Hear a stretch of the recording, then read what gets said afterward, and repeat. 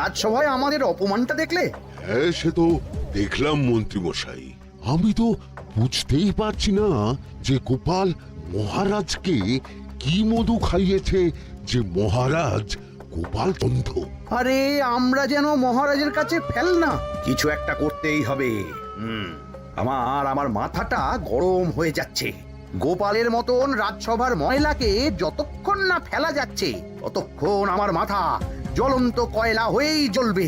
পণ্ডিত মশাইয়ের মাথায় একটা বুদ্ধি আছে মন্ত্রী মশাই।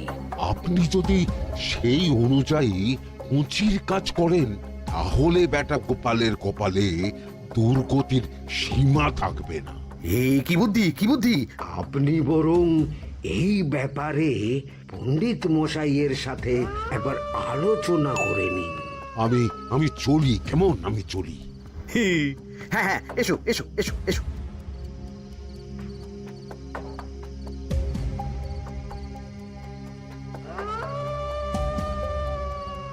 আরে ওই তো আমার বাঁ হাত ঘটা আসছে।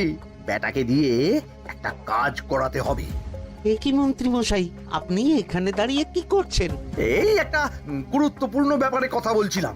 একটা একটা কাজ করতে পারবি? কি কাজ করতে হবে বলুন মন্ত্রী মশাই। আমাকে একটু ঠান্ডা জল, পাতিলেবু আর পুদিনার পাতা দিয়ে শরবত বানিয়ে খাওয়াতে পারবি? সেসব আমার ঘরে ব্যবস্থা করাই আছে। চলুন চলুন, আমার সাথে চলুন। হ্যাঁ হ্যাঁ, চল চল চল চল চল।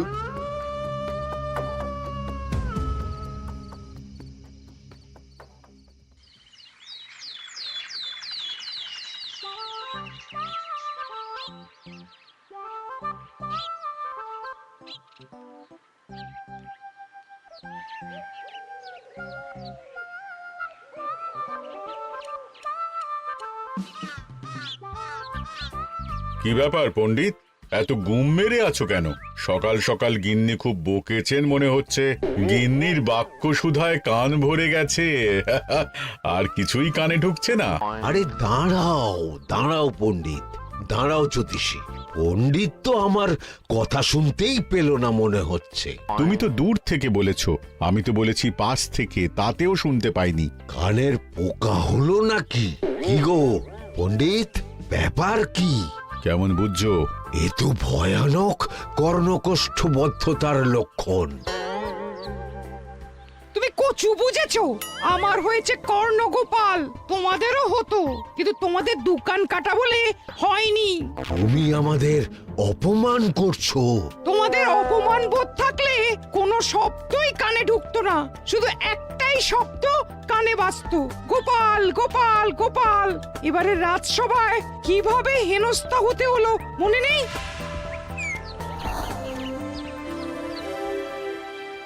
মহারাজ, একটা ভিক্ষা আছে। ভিক্ষার জন্য কৃষ্ণনগরের রাস্তাই সবচেয়ে উপযুক্ত জায়গা গোপাল, তুমি বরং সেখানেই যাও।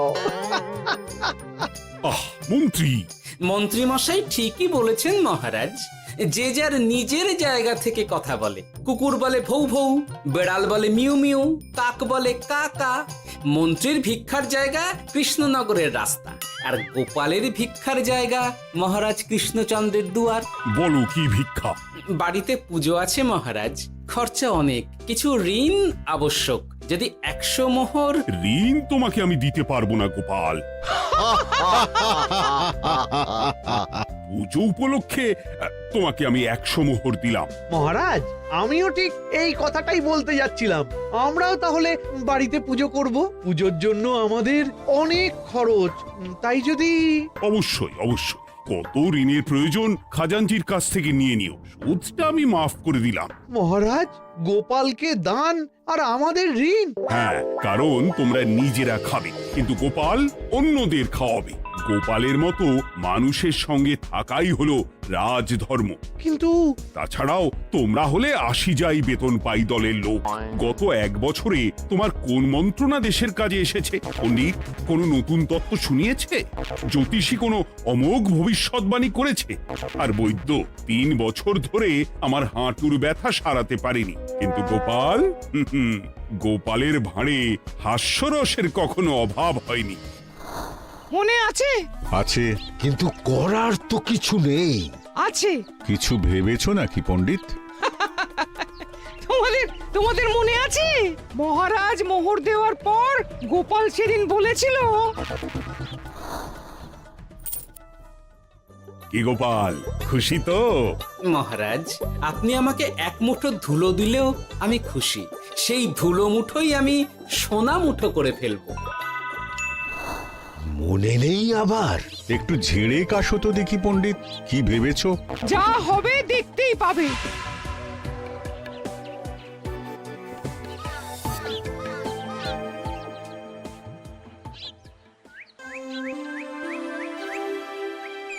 মহারাজের জয় হোক, মহারাজের জয় হোক। ওরে বাবা, এই যে সকাল সকাল চান করে ঠান্ডা লেগে গেল মনে হচ্ছে।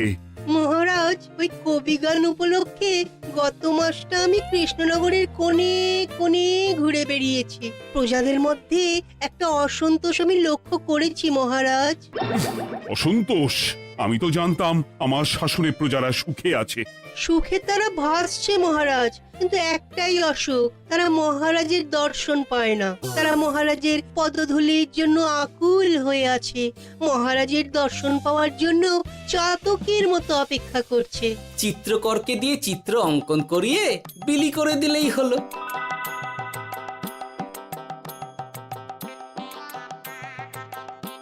খুব ধুলো হয়েছে মহারাজ, কিন্তু এত ধুলো। কালকের ঝড়ে ঢুকেছে। ঝাড়ুদার,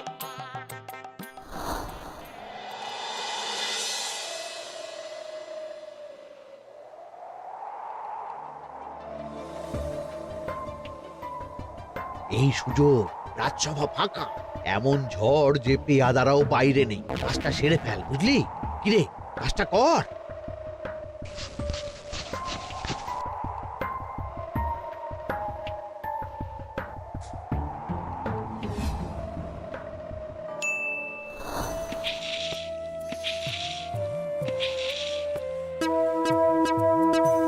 এত ধুলো! উফ, মহারাজ, কাল ঝড়টা বড় সাংঘাতিক হয়েছিল। তা বটে। আচ্ছা গোপাল, তুমি বলেছিলে মহারাজ তোমাকে এক মুঠো ধুলো দিলেও সেটা সোনা হয়ে যাবে। এখনো সেই কথাই বলছি। মন থেকে বলেছিলে না মহারাজকে তেল দেবার জন্য? তেল দেওয়ার দায়িত্বটা তো আপনি নিজের কাঁধেই নিয়ে ফেলেছেন। আমি যা বলি সত্যি বলি। আজ যদি এই 4 ঝুড়ি ধুলো মহারাজ তোমাকে উপহার দেন, তখনও একই কথা বলবে? নিশ্চয়ই। মহারাজ, গোপালকে এই 4 ঝুড়ি ধুলো দেওয়ার হুকুম হোক। কি গোপাল, আমি তোমাকে যদি এই ধুলোর ঝুড়িগুলো দিই, তা থেকে সোনা আসবে নাকি? আসবে মহারাজ, মোহরের বস্তা আসবে। যদি না আসে, আপনি বলুন। তোমাকে কৃষ্ণনগর ছেড়ে চলে যেতে হবে। রাজি? আর যদি আমি পারি, তাহলে আপনাকে এই মন্ত্রীর চাকরি ছেড়ে দিতে হবে। কি রাজি? কি মন্ত্রী, রাজি? রাজি। গোপাল? রাজি মহারাজ। আচ্ছা, আর কেউ মন্ত্রীর পক্ষে বাজি ধরেছেন নাকি? হ্যাঁ, আমি আমি আমি আমি ও গোপাল এবার যে মরণ কুয়োতে ঝাঁপিয়েছে, সেখান থেকে আর উঠে আসতে পারবে না। ধুলো থেকে মোহরের বস্তা আসবে, এ হচ্ছে ওই গোপালের উন্মাদ রোগের শুরু। দেমাক দেমাক, মহারাজের পিঠ চাপড়ানি পেয়ে পেয়ে গোপাল ভেবেছে যে ও সব কিছু করতে পারে। এবার শুধু সেই দিনটার অপেক্ষা, যেদিন গোপালকে উল্টো গাধায় চড়িয়ে কৃষ্ণনগর থেকে বার করে দেব। এতটা নিশ্চিন্ত হবেন না মন্ত্রীমশাই। গোপাল গোপাল কিন্তু হালকা কথা ছুঁড়ে দেওয়ার লোক নয়। কি বলতে চাইছো পণ্ডিত? ওই 4 ঝুড়ি ধুলো থেকে মোহরের বস্তা আসবে? না, তা বলছি না। অন্য জায়গা থেকেও তো মোহরের বস্তা আসতে পারে। তার সঙ্গে ধুলো মিলিয়ে দিলেই কেল্লাফতে। গোপালের নিশ্চয়ই কোনো পরিকল্পনা আছে। গোপালের সব পরিকল্পনার গোড়া মেরে রেখে দিয়েছি পণ্ডিত। ঘটা আছে গোপালের পেছনে, আর ঘটা আছে গোপালের বাড়ির পাহারা। লুকিয়ে কিচ্ছু করতে পারবে না। আরে ওই তো বটা আসছে। বেল্লিক, উল্লুক, তোকে আমি জল বিছুটি দেওয়াবো। গোপালকে ছেড়ে চলে এসেছিস কেন? ছেড়ে আসবো কেন মন্ত্রী মশাই? গোপালকে ওর বাড়ির সামনে ছেড়ে এসেছি। ওখানে তো ঘটা আছে। ও বড্ড ঘুরিয়েছে বেটা। কোথায় কোথায় গিয়েছিল গোপাল? 4 ঝুড়ি ধুলো নিয়ে বেটা বাড়ির উল্টো দিকে হাঁটা দিল। চললাম পিছু পিছু যাচ্ছিল কোন দিকে? নদীর দিকে, কিন্তু গোপাল দাঁড়ালো যদুর বাড়ির সামনে। এই যদু হলো সেই লোক যে লোকজনের বাড়িঘর কেনা বেচা করে আর লোক ঠকায়। আগে রাজধানীতে থাকতো। বেটা রাজধানী থেকে এই কৃষ্ণনগরে পালিয়ে এসেছে, এখানেও লোক ঠকাচ্ছে। কিন্তু বেটা এত চালাক যে কিছুতেই ধরা যাচ্ছে না। এইরকম লোককে ধরাচ্ছে হাতে রাখা ভালো নয় কি মন্ত্রী মশাই? সে তো জানি, কিন্তু ওর ওপর মহারাজের কড়া নজর আছে। এখন ওর সঙ্গে সম্পর্ক রাখা খুব ঝুঁকি। যাই হোক, তারপর? হ্যাঁ তারপর যদু, যদু রে, গোপাল খুড়ো, আরে তুমি এখানে কি করছো? দেখতেই তো পাচ্ছিস ধুলো, তবে যে সে ধুলো নয়, মহারাজ কৃষ্ণচন্দ্রের পদধূলি। শুনিসনি বোধহয় এখন কৃষ্ণনগরে সবচেয়ে বেশি চাহিদা মহারাজের পদরেণুর। আচ্ছা, মহারাজের পদরেণু নিয়ে যাচ্ছ কোথায়? এই ছোট ছোট পুলিন্দায় ভরে কৃষ্ণনগরের প্রত্যন্ত জায়গায় যেখানে প্রজারা মহারাজের সাক্ষাৎ পায় না সেখানে বিক্রি করব। তোমার কি মাথা খারাপ? পায়ের ধুলো বিক্রি হবে? ওরে, গতবারে মাত্র 1 ঝুড়ি ধুলো 1000 মোহরে বিক্রি করেছিলাম, এবারে 4 ঝুড়ি। শোনো, তুমি আবার ঘুরে ঘুরে বিক্রি করবে কেন? তোমাকে আমি বরং 10 মোহর দিয়ে দিচ্ছি। তুমি আমাকে এগুলো দিয়ে দাও, আর বিক্রি করে যা হবে তোমাকে এই 40 ভাগ দিয়ে দেবো। ওই 10 মোহরে বদমাস যদুকে ধুলো বেচে গোপাল বাড়ির দিকে চললো। বাড়ির সামনে অব্দি পেছনে পেছনে গিয়ে তারপরে এই আপনাদের কাছে আসছি। বলিস কি রে, ধুলো বেচে 10 মোহর? ও মন্ত্রী মশাই, গোপাল তো একেবারে নাড়ি ধরে টান মেরেছে। গেল রাজসভায় এমন সুখের চাকরিটি গেল, এবার আবার রাস্তার ধারে গিয়েই বসতে হবে। এবার নবাবের দরবারে জায়গা আছে কিনা খোঁজ করি গিয়ে। ধ্যাত্তেরি, 10 মোহর আর 1 বস্তা মোহরের মাঝখানে অনেক রাস্তা, সেই রাস্তায় আমি লোক বসিয়ে রাখবো।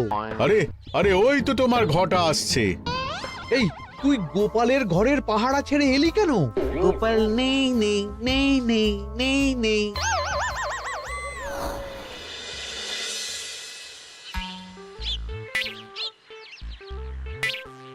আরে, ভয় পেলি নাকি? না না না না না, ভয় পাবো কেন? শোন, তোকে পেয়ে আমার খুব ভালো হলো বুঝলি।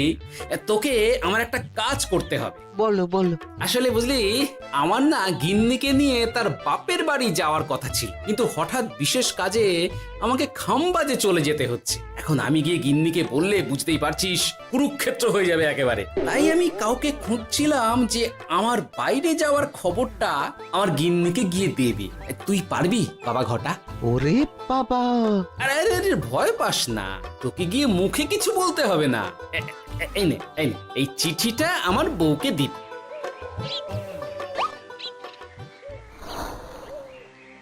কৃষ্ণনগর ছেড়ে চুপি চুপি চলে যাচ্ছি, চালাকিটা দেখেছেন? ওসব চালাকি আমি তুড়ি মেরে উড়িয়ে দেব। কি করবেন? চারিদিকে আমি অশ্বারোহী গুপ্তচর পাঠাচ্ছি, গোপালকে কোনো চালাকি করতে দেব না।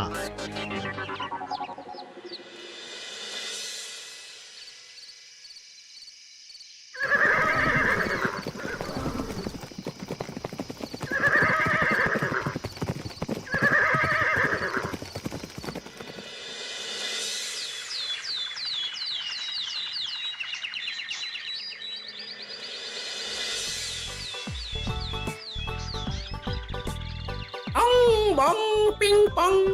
হ্যাঁ, ওরে বাপ রে, এ আবার কি বলে? মানে বুঝিতে পারিলে না? অং বং পিং পং অর্থাৎ আইসো আমার নিকট বিদেশি জাদু শরবত আছে, ইহাতে তৃষ্ণা নিবারিত হয়, শক্তি বৃদ্ধি হয়, ঘুম ভালো হয়, সম্পর্কের উন্নতি হয়, জামা কাপড় ফর্সা হয়, তু শব্দ না করে সকাল সকাল কষ্ট পরিষ্কার হয়, মূল্য মাত্র 1 মোহর। বোঝো, ওইটুকু অং বঙ্গের মধ্যে এত কিছু? ঠিক আছে, তা দাও দেখি। আপাতত টেস্টটা তো মিটু, বাকিগুলো পরে বোঝা যাবে।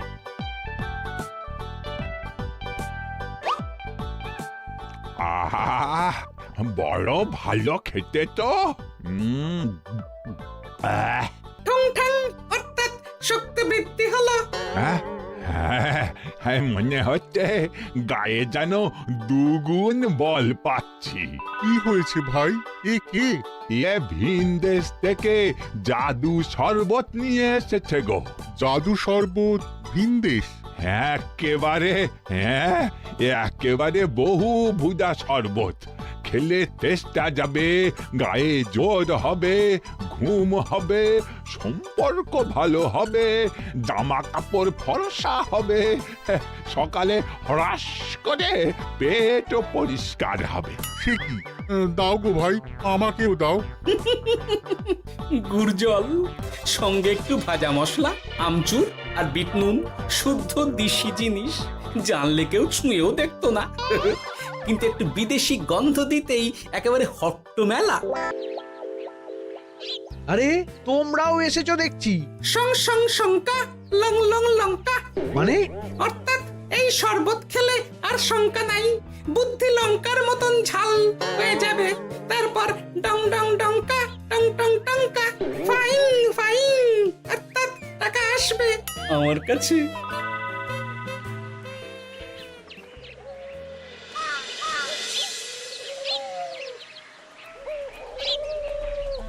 ঝপ ঝপ ছপাং ভট ভট ফটাং, অর্থাৎ উহাকে দৌড়িয়েছো কেন? বেটা চোর অনেককে ঠকিয়েছে। অনেক দিন থেকে তককে তককে ছিলাম। এবার এই ধুলো নিয়ে মহারাজের পায়ের ধুলো বলে বিক্রি করছিল। একটা বেনামি চিঠিতে খবর পেয়ে বেটাকে ধরেছি। ব্যাং ব্যাং বিগ ব্যাং, অর্থাৎ বাহ বাহ বাহ বাহ। বেনামি চিঠিটা আমি দিয়েছিলাম বাবু। বাবা যদু, তুমি সেই রাজধানী থেকে কৃষ্ণনগর অবধি মানুষকে অনেক খোল খাইয়েছো। তুমি এতদিন ঘুঘু দেখে এসেছিলে বাবা, এবার গোপাল নামক ফাঁদটা দেখলে। কতবার বলবো এইসব ধুলো আমি গোপালের কাছ থেকে কিনেছি। যা বলার ওই বিচারের সময় মহারাজকে বলবি। চল চল চল চল চল।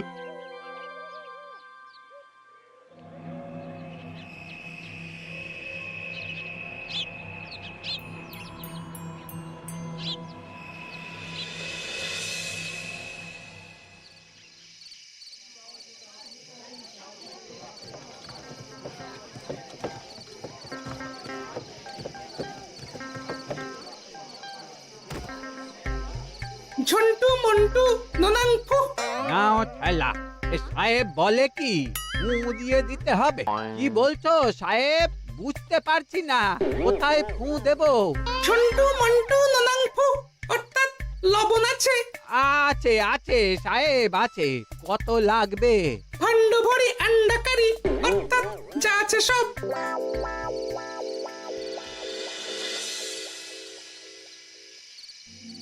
ব্যাস, মোটামুটি আশেপাশে সব দোকানের নুন এখন আমার জিম্মায়। এবার আসল মজা শুরু হবে।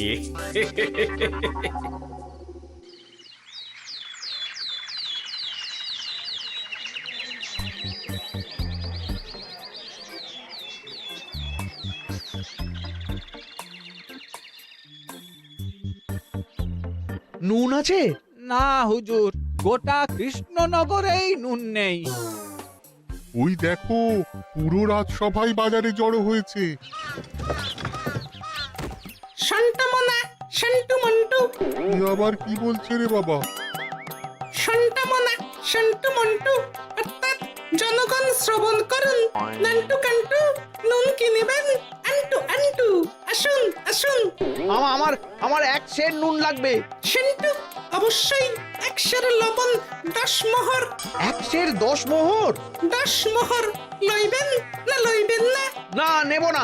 উত্তম উত্তম, গান্ডা পিণ্ডে ঢিসুম ঢিসুম, অর্থাৎ তাহা হইলে নুনের বদলে গৃহিণীর প্রহার ভক্ষণ করুন। আমাকে 1 সের নুন দিন।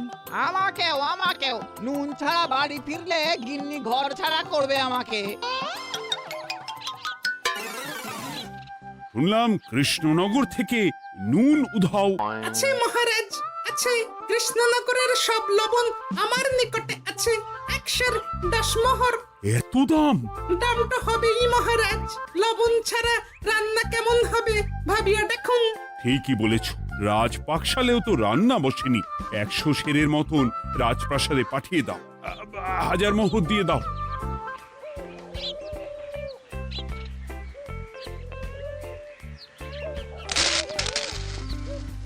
ব্যাস 1 বস্তা মোহর হয়ে গেছে। গোপাল, হ্যাঁ মহারাজ, গোপাল যে 4 ঝুড়ি ধুলো থেকে 1 বস্তা মোহর রোজগার করেছে। ইয়া বাত! চলো রাজসভায়, পুরো গল্পটা শুনতে হবে। সকলেই এসো তাহলে রাজসভায়। কিন্তু মহারাজ, যারা বাজি হারলো তাদের তো চাকরি গেছে, তো তারা রাজসভায় যাবে কি করে? ঠিক ঠিক ঠিক বলেছ।